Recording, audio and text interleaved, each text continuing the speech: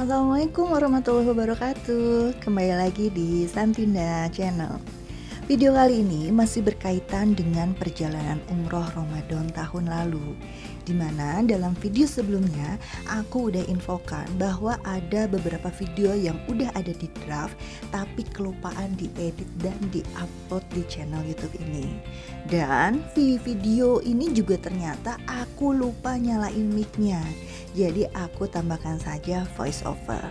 Nah, video ini masih dalam rangkaian city tour di Kota Thaif, di mana kawasan Kota Thaif ini selain soal objek wisata yang terus berkembang, ada banyak sejarah Nabi Muhammad SAW yang tertoreh di kota ini. Salah satunya yakni Masjid Adas yang sekarang ini akan kita kunjungi. Masjid Adas ini merupakan salah satu situs Islam di Kota Thaif dan memang sering dikunjungi khususnya oleh jamaah umroh. Lokasinya sangat terpencil, kami pun sempat salah jalan yang seharusnya dari jalan utama itu lurus, malah belok ke kiri. Nah, lokasi Masjid Adas ini berada di antara rumah warga, jaraknya sekitar 90 km dari Masjidil Haram di kota Mekah. Di sepanjang jalan dari jalan utama tempat kita parkir bis, menuju masjidnya itu banyak sekali pohon buah arbe atau murbe hitam ya, atau arbe hitam atau murbe yang kebetulan pada saat kita berkunjung sedang berbuah lebat dan sedang dipanen juga oleh pemiliknya.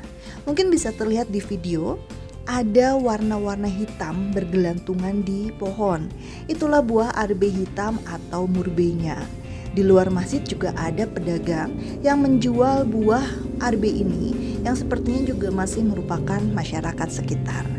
Nah, Masjid Adas ini memiliki keterkaitan dengan seorang pemuda bernama Adas, di mana dia adalah seorang budak beragama Nasrani yang masuk Islam setelah menolong Nabi saat mengunjungi kebun anggur. Karena itu, pada masa-masa awal Islam, masyarakat Thaif yang sudah memeluk Islam kemudian membangun masjid, dan masjid itu diberi nama Adas untuk mengenang pemuda yang bertemu Nabi di kebun anggur tadi. Bagaimana cerita singkatnya? Kita mulai saja ya. Kisahnya itu dimulai ketika bulan Syawal tahun ke-19 kenabian, atau tepatnya pada penghujung bulan Mei atau awal Juni tahun 619 Masehi. Nabi mengunjungi kota Thaif yang jaraknya puluhan kilometer dari kota Mekah.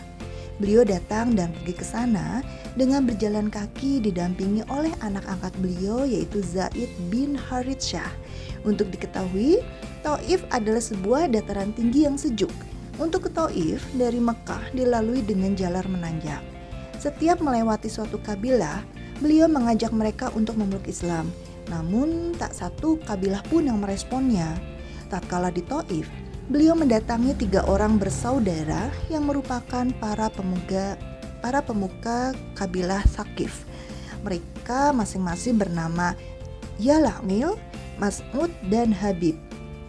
Ketiganya adalah putra dari Amir bin Umair Asy-Syaqifi. Beliau duduk-duduk bersama mereka sambil mengajak kepada Allah dan membela Islam. Tetapi mereka semua menolak Nabi.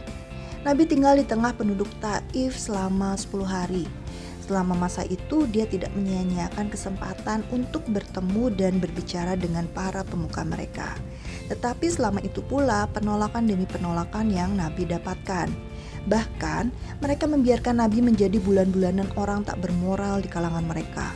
Mereka mencaci maki Nabi, melebari Nabi dengan batu hingga tumitnya bersimbah darah dan memaki-maki Nabi dengan ucapan kotor.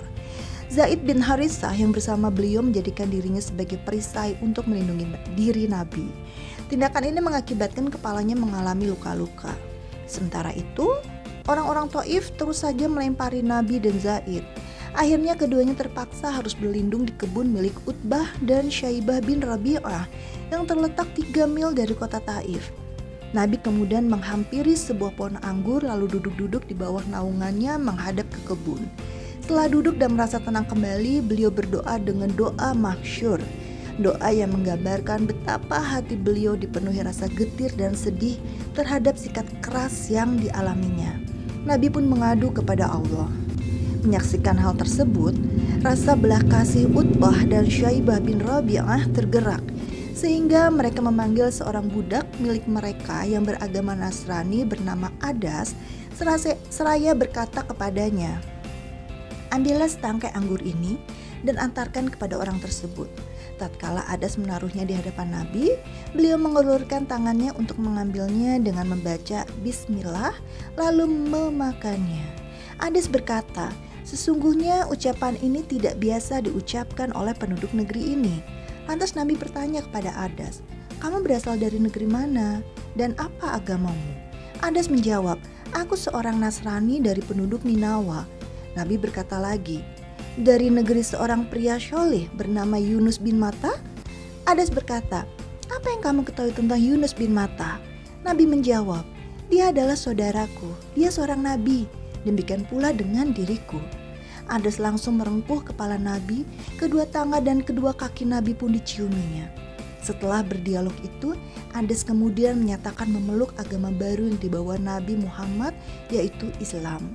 Setelah pertemuan itu, Nabi pun pulang menuju Mekah dengan perasaan getir dan sedih serta hati yang hancur lebur. Tatkala sampai di suatu tempat bernama Qornul Manazil, Allah mengutus malaikat Jibril bersama malaikat penjaga gunung untuk menunggu perintah Nabi menimpakan gunung kepada penduduk Taif. Namun, Nabi malah mendoakan penduduk Taif, tujuannya agar mereka kelak menyembah Allah, dan saat ini penduduk Taif pun telah memeluk Islam. Lokasi pertemuan Nabi Muhammad dengan Adas itu kini masih utuh bekasnya.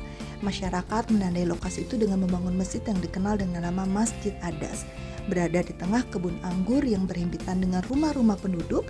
Walau ketika aku sana tidak melihat pohon anggur melainkan arbe, Masjid Adas ini tetap berdiri kokoh dengan kondisi yang meski kecil dan tempat sholatnya sempit, ditandai dengan menara yang lebih tinggi dari rata rumah penduduk.